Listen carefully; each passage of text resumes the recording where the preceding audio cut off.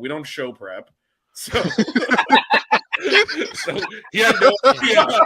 I just barely make it in. I'm sure you can tell, but we don't show. I mean, let's put the cards down on the table here. Illustrious.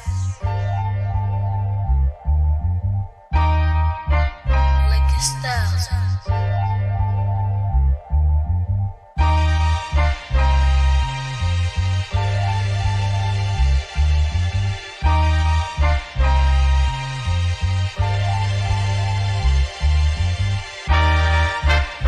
Miami Hurricanes, yeah. You know the name already. It's Mercy. Ha ha. It's a 6-rig Kane show. Can't forget the name, yo. Got Jazz, Blue, Vision, DJ, break the game code. Ain't no changing them, ain't no breaking them. Real Portland live from the Hard Rock Stadium. Ball 14 for the orange and green. We see the 6-rig champs. It's more than a dream. This is life on the field. Beyond 100 yards, a hurricane that's never still put a damage to your squad. The 6-rig Kane show. The 6-rig Kane show. The 6 Rings Kane show. You know.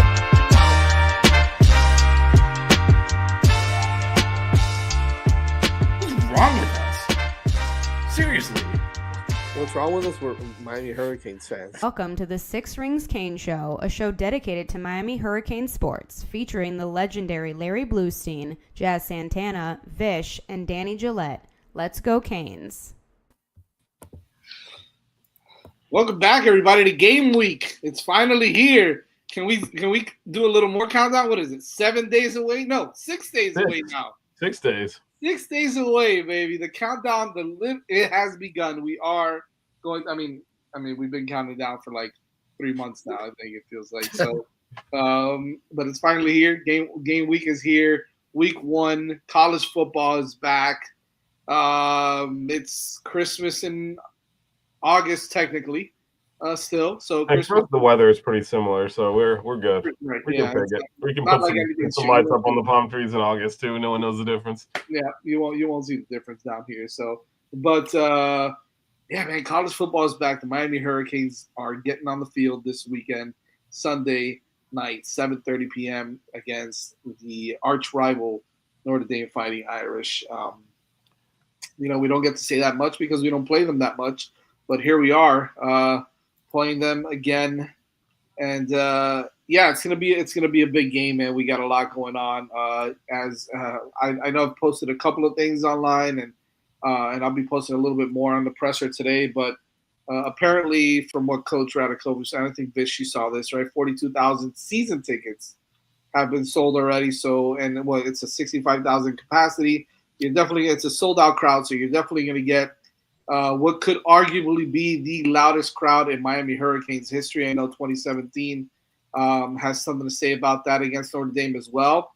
But this is a different ballgame, folks. This is a different Miami Hurricanes team. This is a team where you come in and you're talking about riding high on expectations are really high for this program. And so it's a little bit of a different feel. Obviously, Notre Dame coming off their national championship game appearance as well. So you're talking about two really, really good football teams going at it in prime time on the first week of the season. And you can't want anything else from college football than this weekend period, right? Saturday is loaded up too. Texas, Ohio State, which is another matchup from last year's Final Four. Clemson and LSU to go at it. So, there's a lot of games. There's a lot of craziness going on in college football this weekend. And we're lucky enough, and I feel excited about it, but we're excited to have the number 10 team in the country, to have something worth playing for this year. It feels like Miami is ready to go, and the Hurricanes are ready to come out and really put up a really good game against Notre Dame this weekend. So, Blue, DJ, Vish, before we get started, let's go ahead and give a shout out to our sponsors here at You Break Will Fix. Excuse me. Have you ever run over a pothole so hard Your steering wheel shakes? Are you constantly losing air in your tires that you need to keep adding air? Chances are there's an issue with your wheels, and U-Brake Wheel Fix is your solution. U-Brake Wheel Fix is Miami's premier wheel repair and restoration company with over 20 years of experience and located in North Miami. U-Brake Wheel Fix offers quick repairs for damaged wheels, and in most cases can offer free loaner wheels to help you stay on the road while they repair your damaged wheels. If your wheels are looking weathered and it's time to freshen up your car, don't replace those wheels, refinish them. Their in-house wheel refinishing solutions, such as powder coating, machining, and polishing, will give your car the light new look it deserves. So make sure you contact Mark and his staff at 305-748-0112 or on all social media outlets. It's at U-Brake Wheel Fix. That's the letter U, Brake Wheel Fix. Make sure you mention 5 Reasons Sports and get 5.5% off your next repair. Again, that's U-Brake Wheel Fix, powder coating, and wheel repair, 305-748-0112. As I mentioned already, 6 days until the big game, the big matchup between Notre Dame and the University of Miami. Blue, one of the big things as we kind of get into it before we even preview the actual game itself, one of the biggest parts of it all is not only the fans that are going to come out to support the team, but what this does for recruiting for the University of Miami moving forward. And I know we've been hearing left and right about all these players that are going to be, visiting. Some obviously are your big time 5-star recruits like Derek Cooper and Nolan Wilson, James Johnson. The list goes on these 5 stars that are committed elsewhere. That are possible flips to Miami, or just guys that are maybe looking for a free meal. Looking for a free meal, right? But hey, you know what? Sometimes those free meals turn into, turn into something special, and they may see something that they really like and want to be a part of. And I think that right now, this is perfect timing. If you come out and you put on a performance like what I think the Miami Hurricanes can do with this team, you might open some eyes, or you might convince some people otherwise. I know there's some guys over there that have committed to like 17 different schools already, so why not Miami, right? So with that being said, Blue, you've been around a little bit recently around the recruiting circuit. What have you been up to this past weekend?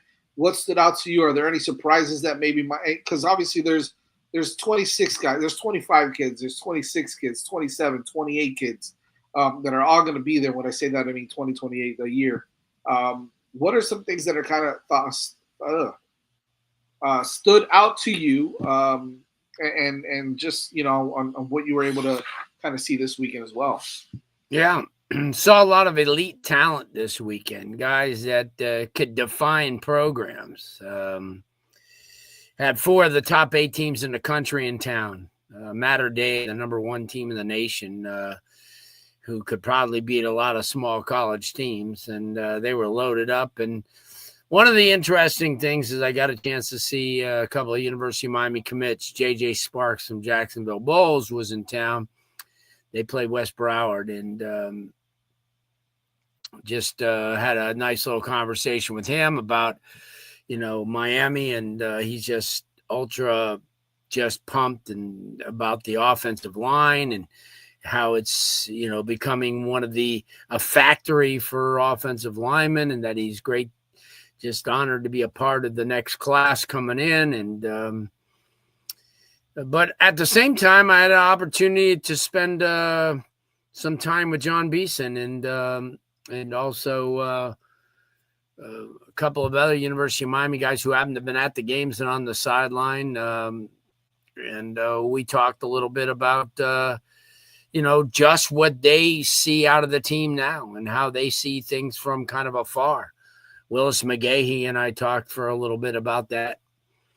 And just,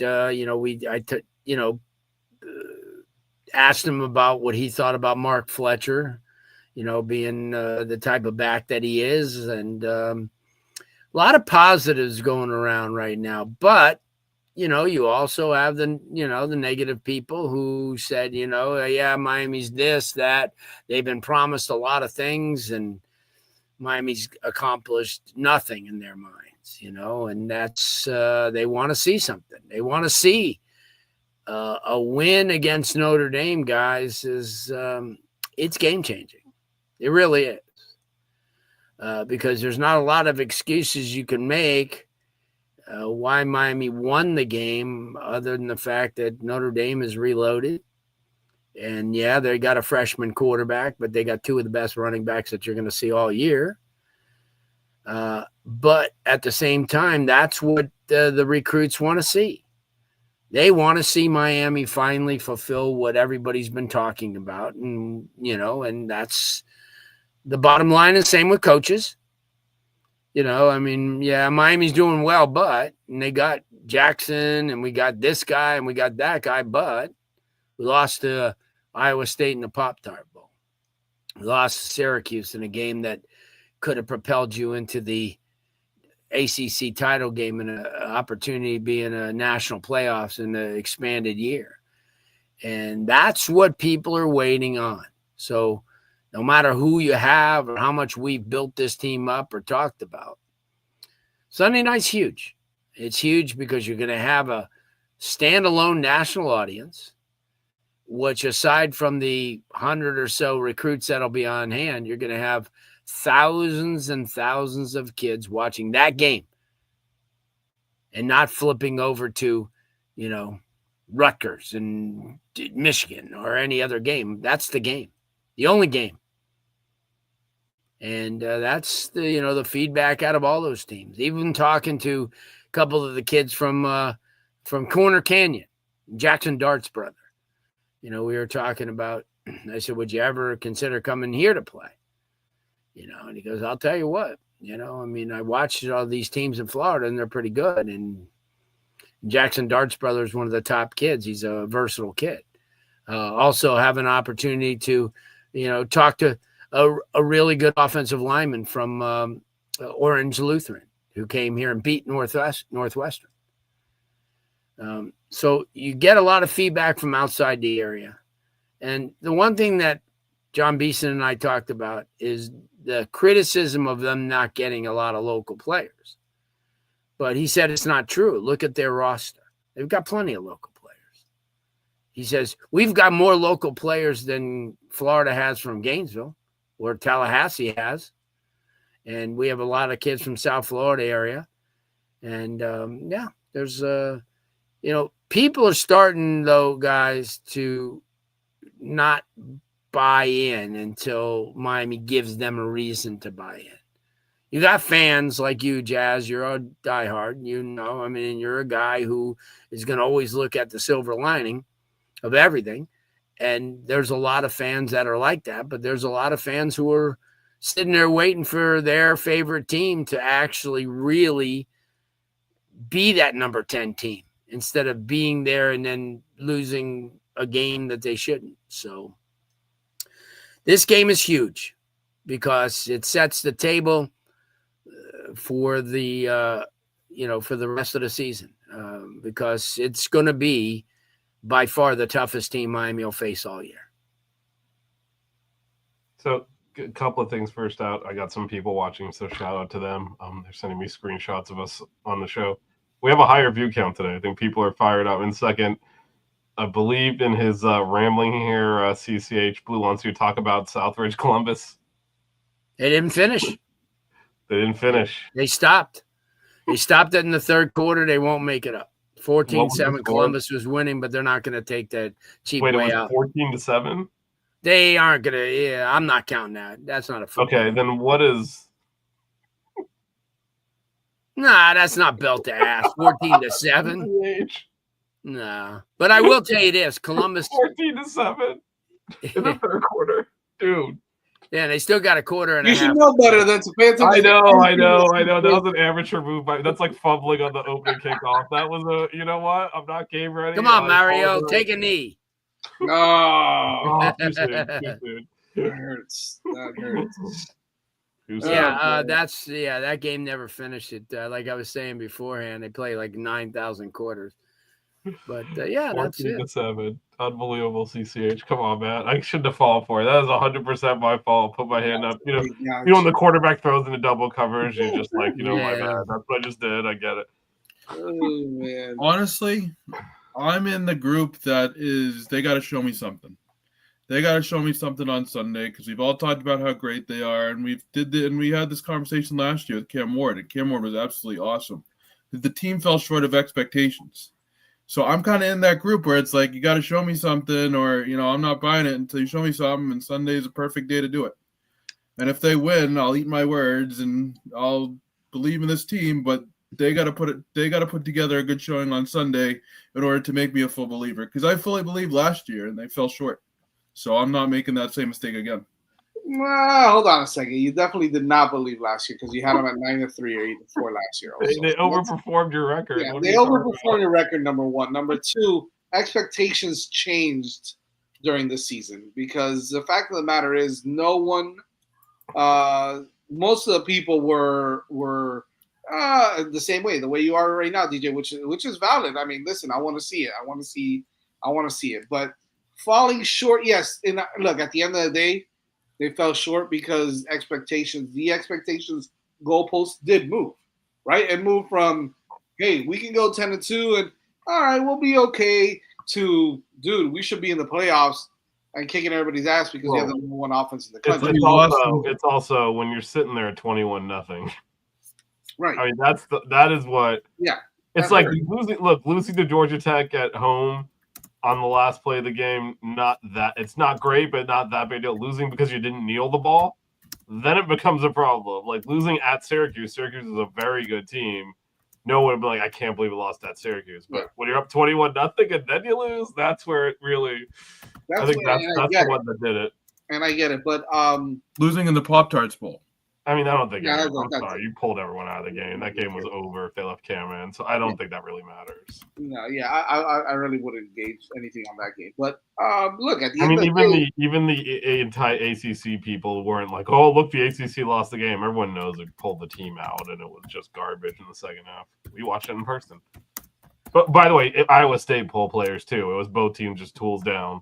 Yeah. Let the Iowa State. Speaking of Iowa State, Week 0 win against Kansas State. Yeah. They pull players too, though. I mean, the second half of that game was like neither team really cared about winning it at that point, and it's what bowls have become. Yeah. Although if we did have a competent quarterback in the second half, we probably would have won. Yeah, because we had the lead at halftime, but both teams again pulled a bunch of no one was really going full out. Iowa State had a couple of players sit out to begin with. They pulled a few more in the second half. Also, it's just is what it is. Welcome to the modern bowl era. Yeah. But, I mean, look, at the end of the day, yeah, I mean, you had an opportunity to do something special, and you did fall short of that. But I think that, it's a new year. It's a new opportunity. And this year, yes, I think that expectations are a lot higher. Expectations are getting to that playoff, get to the ACC championship game. Win the game or compete really well, get into the playoff, and and look, at the end of the day, Mario has built this team the way that he's wanted to build this team. This is year 4. He's built this team from the trenches out. He's got some of the top players in the country in the trenches, on both sides of the football, offensive line and defensive line, and now the skill positions are depth, right? That's the number one thing. And Blue, you talked about this a lot 3 or 4 years ago when we first got Mario, right? It was like, hey, we don't have the depth, we don't have the size, we don't have this, we don't have anything. You look at the comparison now. You, me, anybody who's been at practice, anybody who's been around this team this year, right? Monsters on the offensive line, big linebackers, big safeties, big corners, big running back. This is a big, strong team that looks the part now. Last year they were almost there. This year, I mean, you're too deep at just about every position, right? And you've got some battles going on still for playing time. You're going to see a lot of different players this year. A lot of players that the coaches are going to be confident in putting out on the field, and that's exciting to see. And that's something that we've been wanting to see for quite some time. and for this game, it's going to be just that, right? What are those key matchups now that we're going to have to see? Starting off with the defensive side of the football for Miami. Again, you're bringing a brand new defensive coordinator in Corey Heatherman, who in today's press conference was very confident in a lot of players, a lot of different formations, a lot of different things about his players that he's able to put them in different positions, different different schemes that they're going to be able to perform. Now, we saw what happened last year. We saw the debauchery on the defensive side of the football, and how really Miami has an opportunity to play some good defense now again, bringing in some new guys, bringing in some new, retooling that whole entire secondary, basically, with the exception of OJ Frederick, who's coming back from a freshman All-American season. And even him, though, right? We saw him towards the end of the year kind of get tired, get that freshman fatigue a little bit. He's grown from that. He's gotten better. He's gotten bigger. He's gotten stronger. And so we fully expect him to have a great season this year. We'll start off with you, Vish, on this one, right? Notre Dame brings back a lot of players as well. Obviously, a national championship team last year. They're one big, obviously, right? The elephant in the room is CJ Carr, the new quarterback, freshman quarterback, coming in and starting right away for Notre Dame. More of a pocket passer style quarterback, but he does have a very, very good physical offensive line and some great running backs and some talent at the skill position. What is your key matchups here between CJ Carr and his offense and the Notre Dame offense and Corey Heatherman's basically brand new defense with a lot of guys coming back as well, but a lot of retooling on that side as well? Yeah, I think it's up front. I think that's where Notre Dame, like you said, has an experienced offensive line, has two elite running backs, and a quarterback that's never thrown a pass before. So you put that combination together, they're going to look to run the football with Jeremiah Love and Shadarian Price. Those two, that running game averaged over 200 yards a game last year, so that's what they're going to lean on. And I do think the Canes defensive line's being underrated a little bit. Last year it was supposed to be a strength coming in. They obviously started off well and then kind of faded. Ruben Bain, I don't think, was ever healthy last year. He's in much better condition to play and contribute. Mesidor's back. I think those things are back in his position that he should be playing, I should say. And so I think those things are I think the defensive line will hold its own. And I think if they can force CJ Carr to throw, that's how the Canes defense, wins that overall matchup. But the big thing is up front, because Notre Dame will gladly hand the ball off 50 times and just run it up the Canes defense if they can't stop the run, and that'll make the quarterback irrelevant.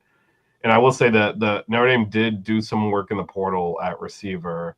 If you remember, Malachi Fields from Virginia is kind of a dynamic, do everything wide receiver. They picked him up.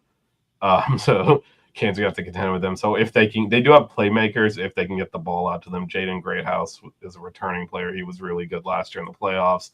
So yeah, the Canes secondary is still a question mark, so they'll have to cover out. But I think, forcing them to throw is the name of the game for the Canes defense. And so that means not getting dominated up front.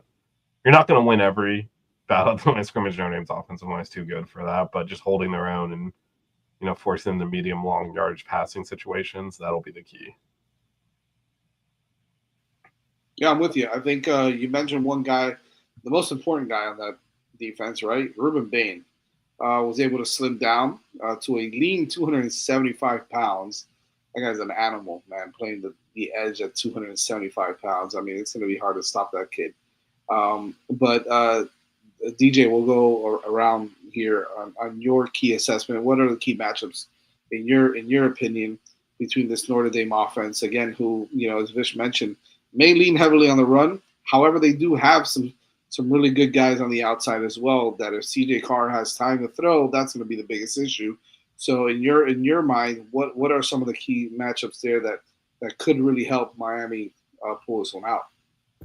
Well, I think it's going to be important to first, you mentioned the guys on the outside, a wide receiver, obviously very explosive, but stopping the run, like Vish mentioned, is going to be paramount, because if you get Jeremiah Love some time to get going, then the defense will have to be forced to play the run, and that will open up the pass game. So if they can limit Notre Dame to mostly one facet of offense, either running or passing the football, obviously I like Notre Dame better for Miami's sake in terms of passing the ball. Then I think, the Hurricanes will be in good hands. They do have dynamic weapons, Notre Dame does, but the worst thing for this defense is to have obviously both the run and the pass clicking on all cylinders, because you can't let Love out of your sight for too long, or else he'll break 50-yarder on you. He had multiple games of 100 yards last year, and so to me, it's just keeping that balance defensively. Don't play the pass or the run too heavy. Just stay focused and stay balanced, because they can beat you both ways. I understand that CJ Carr hasn't thrown a pass yet, but he's still a pretty talented quarterback. So, to me, it's just going to be about making sure that they wrap up well and they tackle well. And as simplistic as that sounds, letting Notre Dame have any extra inches or any chance to get things going could be the difference in the game. Here's my thing also is Miami's got to be doing a lot of they've got to be doing a lot of tape, watching a lot of tape on certain teams that were able to be really successful against Jeremiah Love last year, one being Ohio State, how they really were able to pinch in those defensive tackles and just tackle well on the outside, right? I think that there was a really good video. I can't remember who posted it. Could have been Roman Kane, if you guys are familiar with Roman, who posted some playback on what was really successful. You got to think that Miami's looking at all those different things and figuring out a way. Look, he's going to get his yards here and there. He's going to break a couple here and there. You got to be able to contain it as much as possible, and potentially put pressure on CJ Carr to have to make plays. And look, you got to live with it, right? You got to live with one or the other. Blue, if you had an opportunity, you put it in the hands of CJ Carr to try to win this if you're Miami, or do you let Jeremiah, Love kind of you focus all your energy on Jeremiah Love, or do you kind of just spread it out and just try to play as sound defense as possible, put the Miami offense in a position where they're not, going 95 yards down the field every time? What are your key matchups there between those two teams, the Notre Dame offense and the Miami defense? Definitely, the Notre Dame offensive line is a lot better than you guys think. They've played a lot of games together. When you take a look at the kid Knapp, and I think Billy Schrouth is one of the guys who's going to play in the NFL soon. Ashton Craig, they're loaded up front. And they're going to try to control. And two guys you didn't mention, you mentioned Jeremiah Love, but Jadarian Price is going to be just as good. He's a freak. The kid's fast. He's elusive. And Malachi Fields, that wide receiver. I think that's a guy that a lot of people don't understand, but that kid's got experience. Great House you talk about, who had a really good postseason. He did real well. And also another guy who got out of South Florida, and obviously he was a kid who was he kind of tricked everybody into thinking that he was a lacrosse player in Jordan Faison, who had a monster last 5 games for them. Big catches in a lot of the games.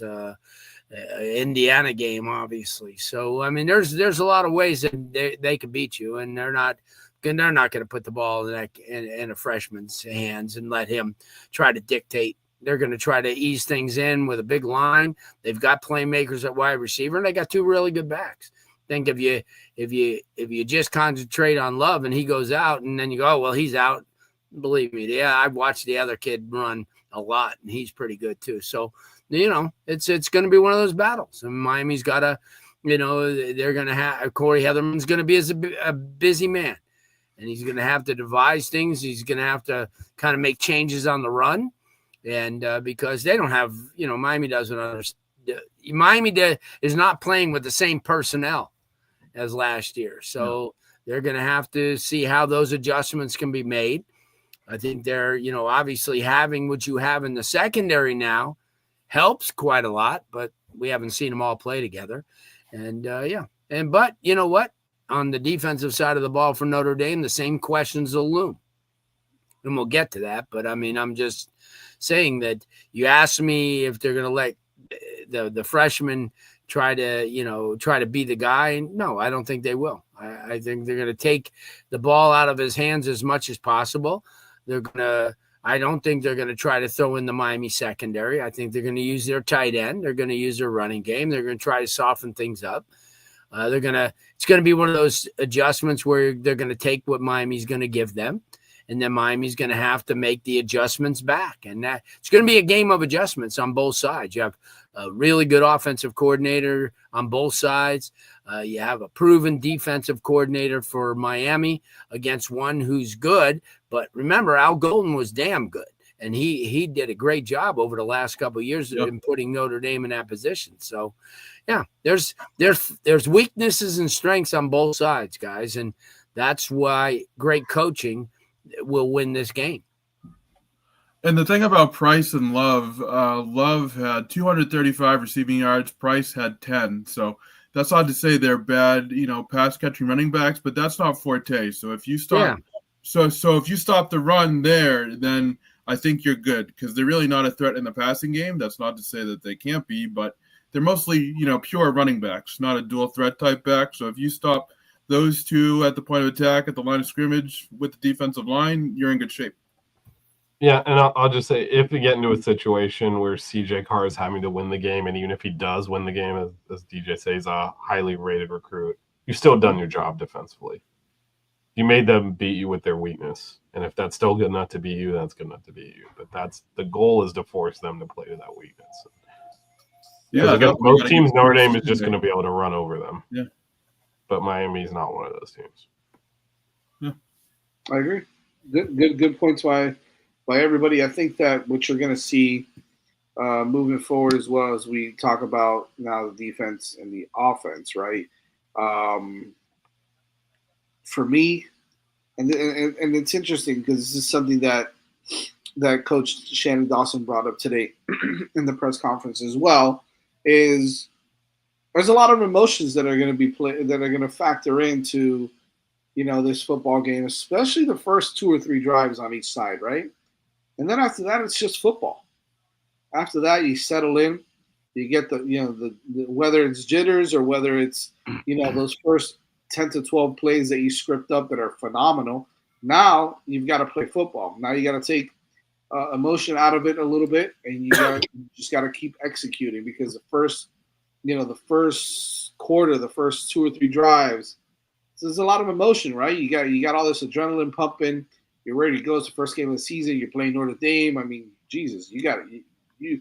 If you're not completely just cracked out on this, for lack of a better expression, when it comes to getting out there on the field and getting ready to play, maybe there is something wrong with you. But I think that you're going to see that, and you're going to see them kind of just settle in.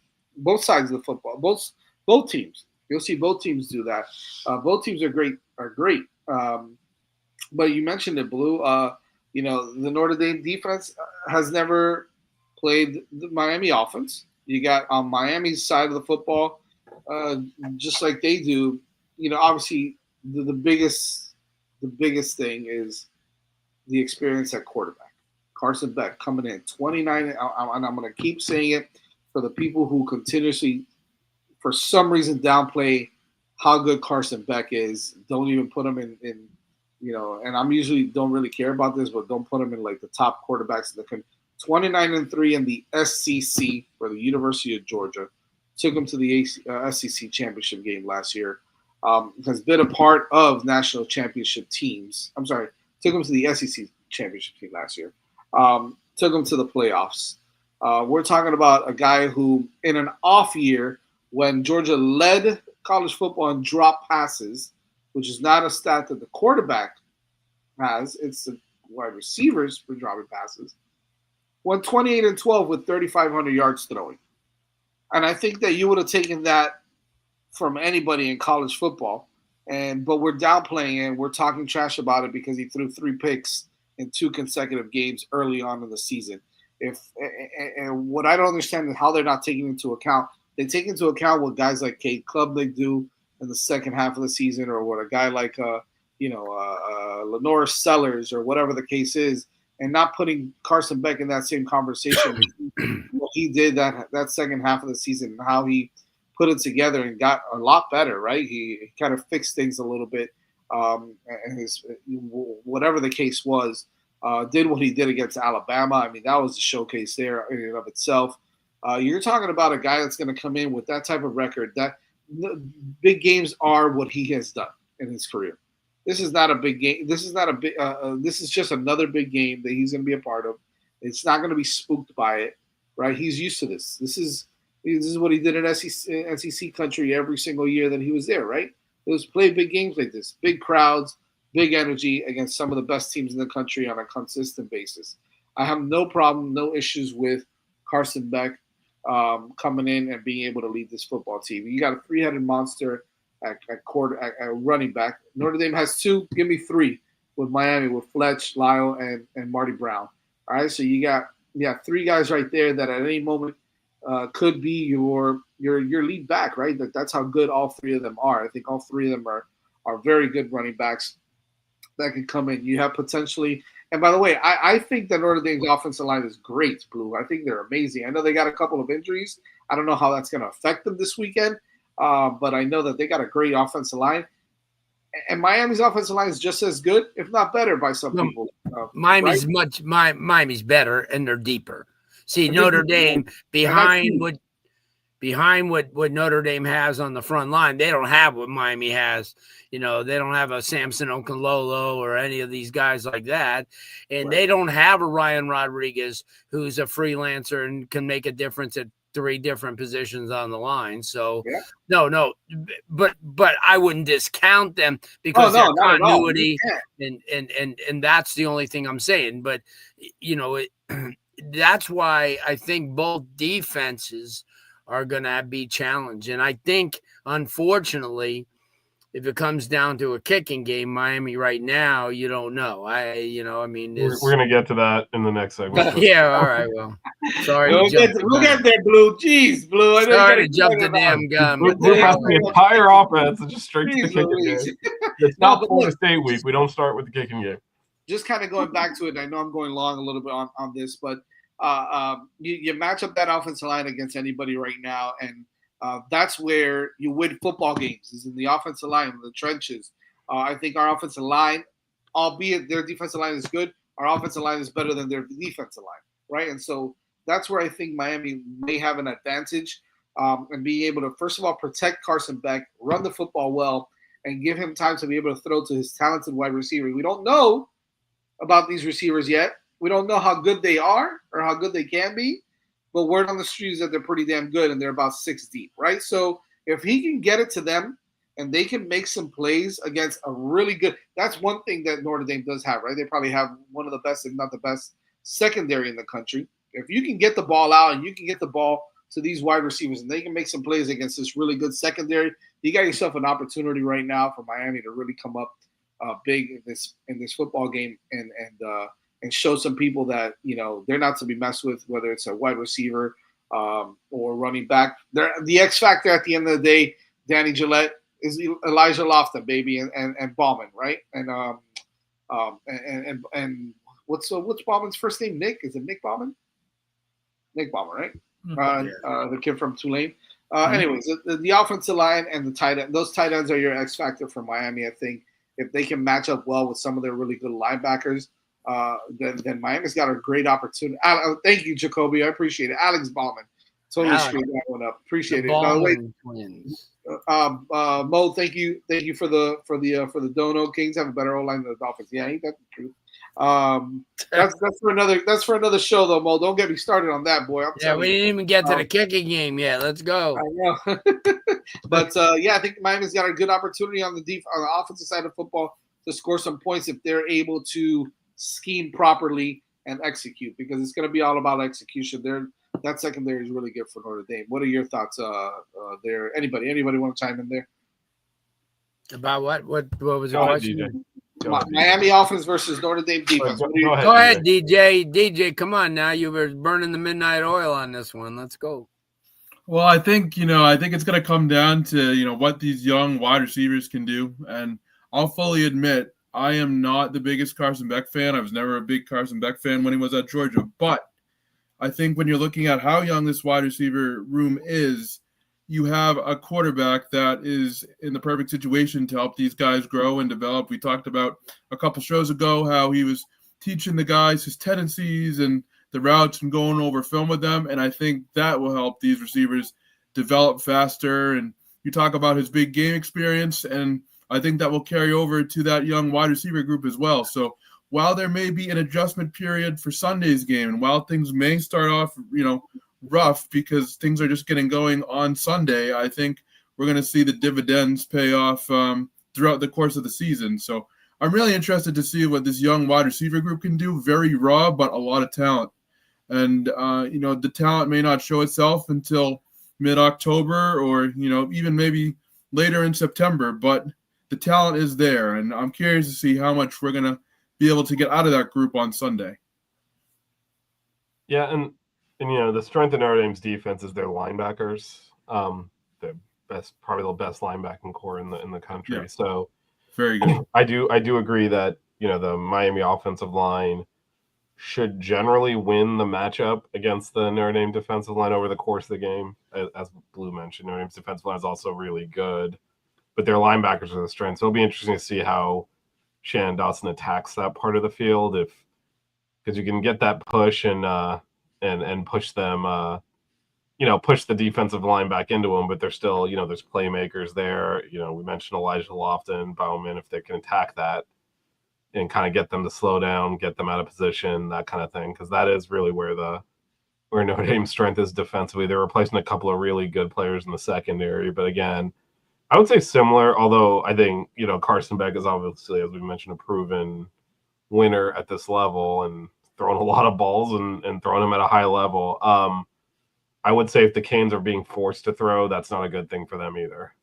So it's not as bad as it is if Notre Dame is forced to throw, but I think it's still going to be, trying to control the line of scrimmage and throwing from a position of strength versus weakness. But that starts with how Dawson chooses to attack that linebacker core in the middle of the defense. I think that's the key matchup. Is just is Elijah Lofton able to exploit them? Does that then keep them a little bit out of the running game and allow the running backs to get going and that kind of thing? I think will be key. And I want to see some continuity established with the running game early here. Not run 90% of the game, but as Vish mentioned, him and I were screaming about why aren't they running the football a lot last year. I want to see them start some running tendencies early on Sunday, if only for a couple drives here and there, just to get the running backs going and establish balance. What do you think, Blue? Yeah, no, I agree. I just think that the last time that that he was pretty significant in running the offense, he had some pretty good players. Bowers and McConkey, and I think that what he's going to have to do is he's going to have to kind of create a new Bowers, and I think that was going to be Elijah Lofton, and knowing that Elijah Lofton could do some things. And run patterns like a receiver, but yet have the elusiveness and have to catch after run after the catch to be effective. And then he's going to have to pick out somebody, whether it's Daniels or whoever it be. Even if somebody like Malachi Tony comes in there and maybe ignites them. I think Miami's got a few trick plays. I mean, they're not going to do a Hail Mary on the first series, but I'm just saying they're going to unleash because they got those weapons and they've got those athletes to do a lot of different things with. So I think Miami's got a more versatile offense than Notre Dame has. They have more guys that could do a lot more things with. And, I wouldn't be surprised if inside the 20, Miami goes to the Wildcat with Elijah Lofton on some plays, or a jet sweep with Malachi Tony, or and maybe throw off the jet sweep because he's got an arm. So there's a lot of things I think Miami's going to do to soften up the defense. Excuse me. Other than just the basic offense that Danny was alluding to, and I don't have reservations about Carson Beck as a quarterback. I just have reservations of the fact that he really hasn't had, quote unquote, the live ammo coming at him in a long time. Even that's fair. Yeah. I mean, that's the thing that to me, no matter how good a bike rider you are, you get on that bike and there's going to be a moment or two that you're going to have to stable yourself. And he's going to have to now remember, he's going to have to scour the field quite a bit. And he's going to have, because they're going to shoot, I don't have to tell you, with Miami's great offensive line, the way you get through that are stunts and you come off of safety blitzes and you come off the edge with it and you throw things at him. And because you can't run a basic defense against a guy who could pick you apart, because he will. So I think that from a defensive standpoint, see, Miami doesn't have to worry about that because they have to kind of stay home and worry about the run and tackle the tackle runs.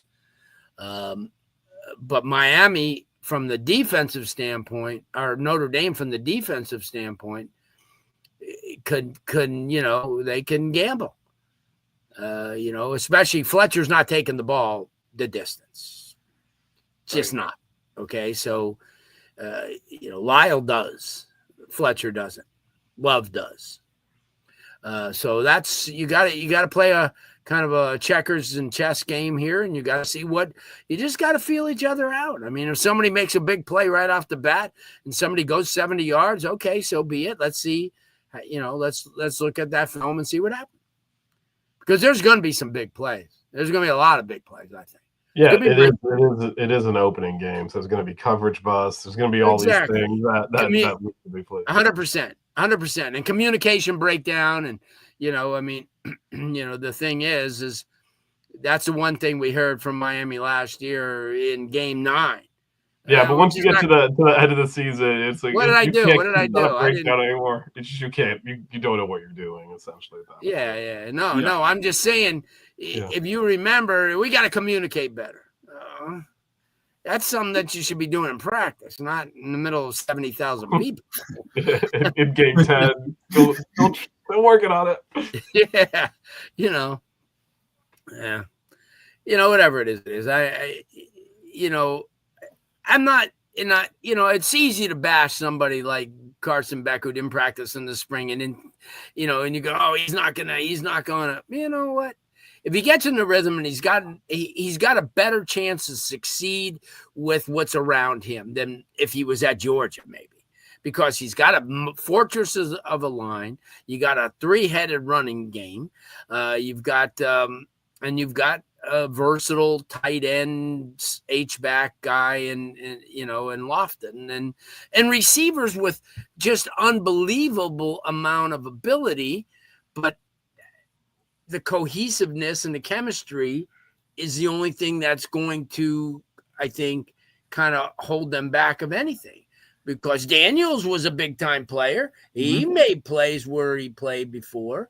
We've seen Josiah Trader. We've seen guys like that. We've seen all these guys make plays. It's just that they haven't been able to make it with this offense. And but I like Miami's chances moving the ball against Notre Dame, because they're going to be more mature about it. They got a quarterback who's been there, done that. So if he feels he has to force things in, he's not going to do it. He'd much rather run or use his backs out of the backfield. That's just my take on it. They're even in the fact that we don't know a lot about each team from that standpoint. If both of them played last week, I don't care if they played Western Michigan, but at least we know, what tendencies there are and who does what. See, you don't know that right now. Well, if they played Northern Illinois, maybe Notre Dame would have whatever it is. I'm just saying a game. That's why I'm more in favor of seeing them play an exhibition game, you know. But even then, you inevitably get what you get out of the NFL. You get to see the starters for one series, you know, and then you really can't, you know. So, and especially in this day and age of not playing in bowl games and all this crap with the NIL, and it's just college football's gone to crap. Yep.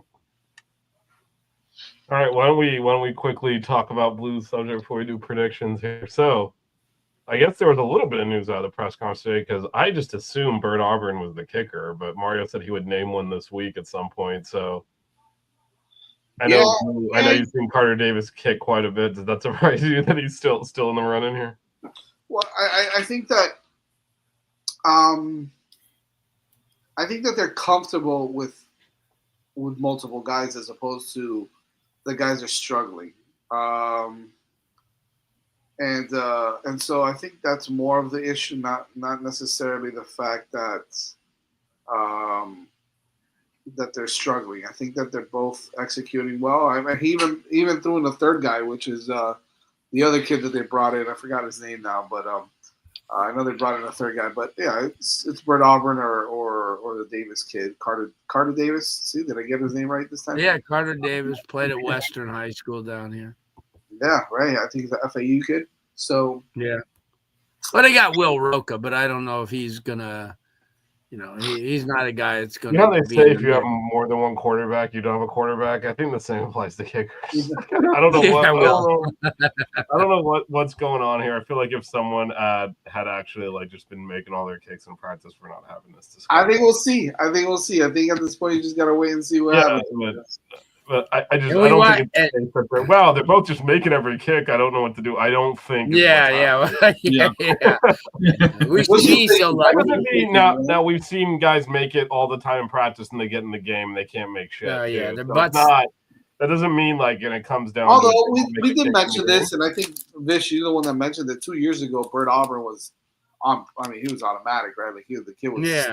But he had Miami because of what happened last year, right? That's a psychological thing about being a kicker. He's definitely capable of making kick. Like he made some big kicks last year, also. But you know what? On the other side, Noah Burnett was the same way at North Carolina. He was like a beast, and he would kick like 10 in a row, and then he'd shank one when they needed it, and we'll see. You know, now that he he's has a similar trajectory that he was really good and then had a down year last year. So both kickers are they've shown the ability to make kicks. I believe 1 year Burnett only missed one kick.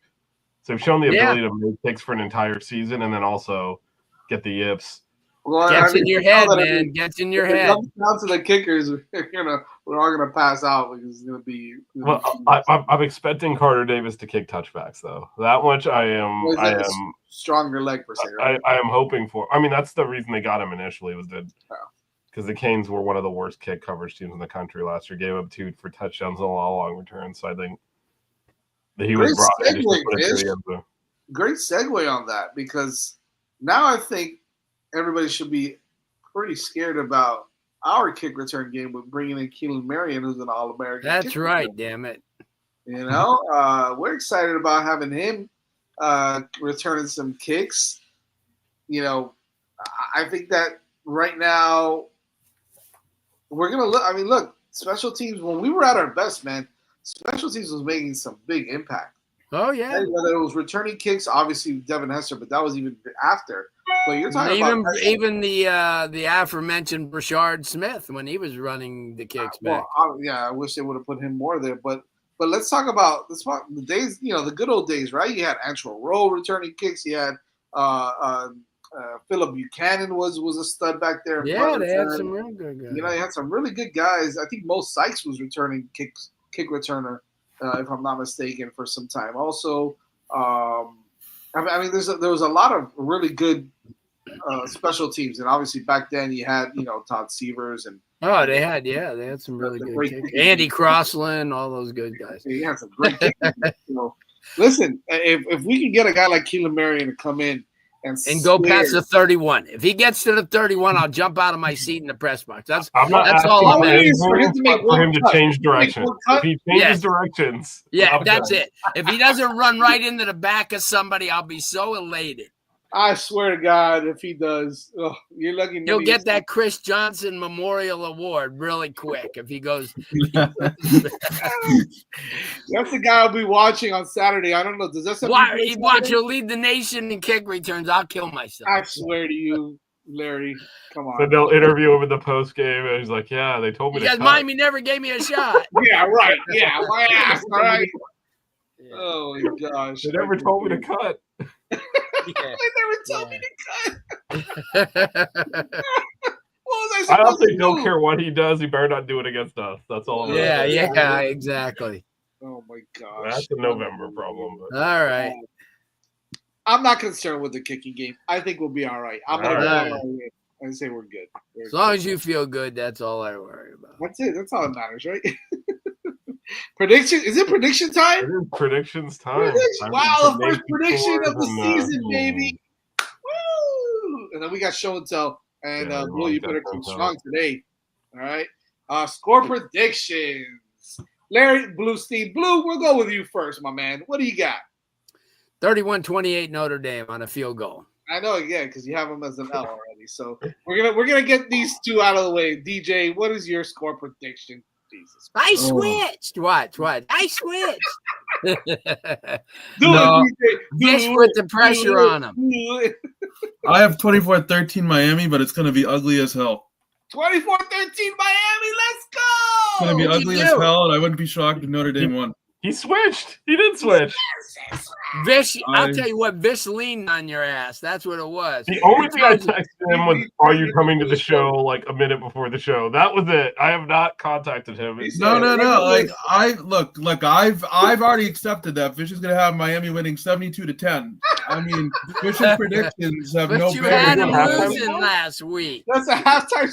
Vish said a minute before the game, a minute before the show, DJ, I will cut you if you don't pick Miami. Do you want to be on the show or not? Because you can sit. on stage. I will slash your tires if you don't predict Miami to win. All right, Fish, I'm coming. All right, well, I mean, here's the moment of truth, Vish. What do you got, baby? Or we know I got Miami. I mean, I picked us to win all the games in the preseason show. I think I'm fired up here. Got my Convicts shirt on. We're ready to go. It's Notre Dame week. I love it. I need that shirt. I think Miami comes out and plays a complete game. I think it'll be good. It'll be a good game, though. It'll be a good game of football. I actually think both teams are well coached. Yeah. I really like Marcus Freeman. Marcus Freeman's an excellent coach. Chris Ash, who they brought in early, the defense is experienced. I think we're going to see a game played at a high level. I just think Miami's better quarterback, better offensive line. I think better defensive line. I think that's where the game is won. I do think Notre Dame has better running backs, but it's not enough to overcome the rest of the team.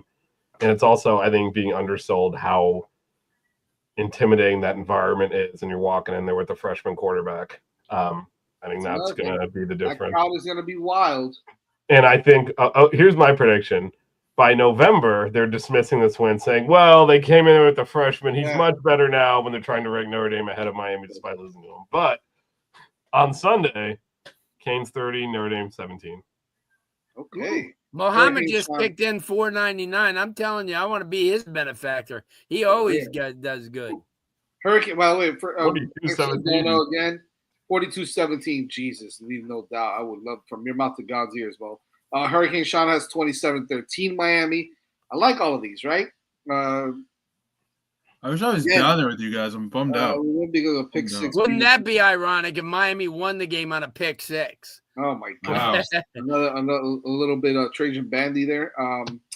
Listen, I think I'm with Vish on this. I'm with DJ. I'm with all of you being in a close game. I think they're gonna beat each other up. It's the first game of the season. They're gonna knock each other around for a little bit, and it's close. I think that both teams are gonna have excellent years, but I think Miami starts off with a bang and wins this game. I'm gonna go low score right now because I think that they're still filling it out. I'm gonna go 23-20 Miami by a field goal, by a Bert Auburn field goal. How about that? Let's go 23-20 Miami. I love these scores. Ralph Lopez, they're at 34-20. The U, Kermit, baby. What's up, Kermit? 38-17 Canes. Look, man, if they score 38 points, 34 points, 42 points on that defense, I mean, 30 points. Fish has them scoring 30. I mean, that's good, man. I love it. I hope they score more than 23 points, but I'm taking a dub no matter Well, I mean, what. at this point, according to CCH, 14-7 in the third quarter is belt to ass. Yeah, so I mean, at this I'll point, take 14-7. Rice with the 35. Carter Davis field goal. Some stuff is going on. We gotta. This is Jason got a 65-yarder. and then a Carter Davis winning field goal. All right, here we go. 65-yarder by Carter Davis. Let's go. Bryce with the 35-28. All right. I do think it's going to be close. I don't think it'll be close. Look at Route win by at least 13. Yeah, I mean, 38-17, 34-20. Those are some big scores, man. Those are some big scores. I love it. I love to see it, man. Keep it coming because how many of you – what I want to know is how many of you are going to be at the game because I wish I was. I'm so sad. I'm really bummed, honestly. Who's going to be at the game? Show me there who's going to be at the game real quick. While we're doing that, reminder to wear orange. Make sure you wear orange, number one. I'm there 208. All right, Mo. You got to come see us. I'm gonna hit Mo up before the game. He's got some cash. Maybe we'll get some couple of food. Come check us out. We'll be in the blue parking lot tailgating early. Myself and Vish will be together hanging out tailgating. We'll have some good libations. We'll have some good music. No, I think they're wearing orange and white pants, but I think they're going traditional. Yeah, so make sure you wear your orange shirts. But we'll be out there tailgating early. Please come by and see us. We will be in the blue section. We'll have multiple tents. You can't miss us because, I mean, we are who we are, right? Obviously, so you can't miss us. Blue will be out. Blue will be out. The blue, you got to come tailgate with us. Yeah, they stuck me in the purple lot again, so by the time I get there, I'll be dead. So no, we're in blue this time. So we're blue, so we're close. We're close. Actually, we'll be by the media entrance, so it shouldn't. Yeah. So we're good. We're good. Yeah. Wait, Hurricane Sean, did you switch it up? 27-14 now instead. Yellow lot, Bryce, come on down to the blue lot. Ralph, yeah, man, we'll probably pass by the Flow tailgate as well. But if you want to come check us out, come check us out in the blue lot. They'll be in the green lot, so that's like on the other side. Sean gave him an extra point. He had a 27-13. I guess he doesn't make the extra point now, but still, we'll take that one too. Yeah, for sure. We'll take it all. All right, Blue. But if you're around, come check us out. We'll be there hanging out as well. Someone FaceTime me during the game or during the tailgate so I can be there. We will be doing some live tweeting as well during the game. I know we'll be doing some of that as well. And yeah, man, we'll try to have some after the game news for you as much as we can, but we'll be at the game. So who's here? Trivia, what was the 1989 Notre Dame? Well, I mean, your tailgate is neighbor, most likely. Yeah. You're good at that. You're good at that, Blue. What was the score of the 89 Notre Dame Miami? I don't know, but that kind of leads into my my show and tell. Ooh. Yeah, I just remember like the third and whatever 40 something that they converted. I don't remember the actual score though. Oh, that was that. Oh, that's we were sitting in. Yeah, I remember that. That was the Erickson, the Hill. 27-10. 27-10. Was it? Yeah, Was it that's 27-10? That was definitely that game. Yeah. Yeah. 27-10. Yep. I mean, he asked the question. I'm assuming he knew the answer. This is not a CCH situation where 14-7 is in a delayed game is. Yeah, belt. Anyway, anyway, here's the technology, Blue. It is all you. Let's go, baby. We're gonna take it back a little bit, and I was at this game at Notre Dame Stadium, 1984. Miami wins this game 38-13. How about that? You like that? And I was there, and they got the little. Wait a minute. It's not a lot of Miami pictures. They're all Notre Dame, but what the heck? Had the what was it? Hey, touchdown Jesus. I was just there a couple years ago. All right. I got the my little depth chart thing here, which is pretty neat. And let's see if we can you see some of the names of the players? Oh, Let me see it. Let me see. Brockton, Sutton, Subs, yeah. Can you? Yeah, no, there's some big time players on that. Yeah. Well, you got the Cortez. freshmen would end up winning a championship when they're seniors. So. You got Myra, Cortez Kennedy, Stubbs, McFadden, Bain, Calhoun off. Remember, this is off the national championship year. This is the very next year. Right. And you had Kozar, quarterback with Testaverde as a backup, Highsmith, Eddie Brown as a starter with Benny Blades as a backup. Our good friend David Heffernan. Yeah, those are the days. I was at that game. Miami kicked their ass. It wasn't Notre Dame didn't lose a whole lot back in those times, but they did that day. So I thought that was a good thing to unleash too. Yeah, beautiful look at the from South Bend. That was one of the 3 times I was there. And the only time I ever went when the team that I came to support actually won. But yeah, that was it. And just want to give a shout out to my guy Danny Mullen on his first victory at UNLV. They're playing University of Miami 2024 defense already. Giving up 550 yards to Idaho State. So critical of alma mater there. Well, they played 2 quarterbacks, right? Yeah, they got Anthony Calandra from Lakewood, from St. Pete Lakewood. Alex Orgy, the reason why he left Michigan because he sucks. So was he not? He didn't play well. He was horrible. They had to pull him out early. They were down 4-10-0. So wow. Yeah, but whatever it is. You know what? Now we got Miami. No, yeah, Guidry's their DC probably. But at least Danny Mullen showed some offense anyway. And we got our first ACC loss as Hawaii beat Stanford. So there you go. Unfortunately, wow, it'll be a long year in Palo Alto. Yeah, Frank Reich took the L with Oliver Luck. With Luck on his sideline. Yeah. Saying, please, coach, put me in. I can. Yeah. Very. But that's it. We'll be there on Saturday and Sunday. Let's just pray that we have good. Will might be there on Saturday also. Are you going to the Orange Blossom Classic too? On Yeah. I'll be over there. I'll be at the OB Classic, and so I'll be there 2 days in a row. Wow. And yeah, so it a lot of guys, especially the 2. The head coach from Howard is Larry Scott, former UM interim coach, and the brother of LeVar Scott, who was a Miami defensive end back in the day, and Sebring. So we got a lot. And then the running back tandem for Howard is former Hurricanes son, EJ Edgerrin James's son, Eden. And the running back for Florida A&M is former Miami Hurricane. Mr. Franklin. That is Franklin. Thad Franklin. So it'll be a really good weekend. And I'm toying with the idea of going Friday night, but, to see FIU play Bethune. Willie Simmons, good dude. But that's it. I'm out. I've had a lot of it's been a crazy-ass week. I bet it has, man. We're just getting started, Blue. Just getting started.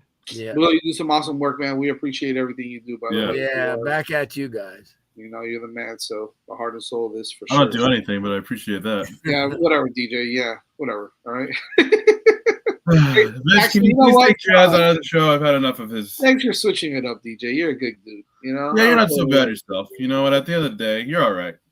Thanks. I don't care what they say about you. You're all right. Well, hey, and the Red Sox got another win today. Anyways, they didn't beat the Yankees again. What? No, this time. I'll take 3 out of 4. Yeah, that's good. I'll take it.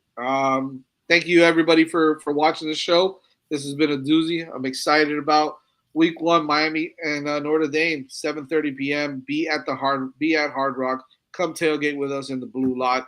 Go enjoy the game. Be safe and root on those Miami Hurricanes as loud as you possibly can. We want to make sure that 12th man of ours really kicks their ass. Thank you so much, and we'll see you guys after the game. Go Canes! The 6 Rig Kane Show. Yeah. The 6 Rig Kane Show. Yeah. The 6 Rings Kane Show.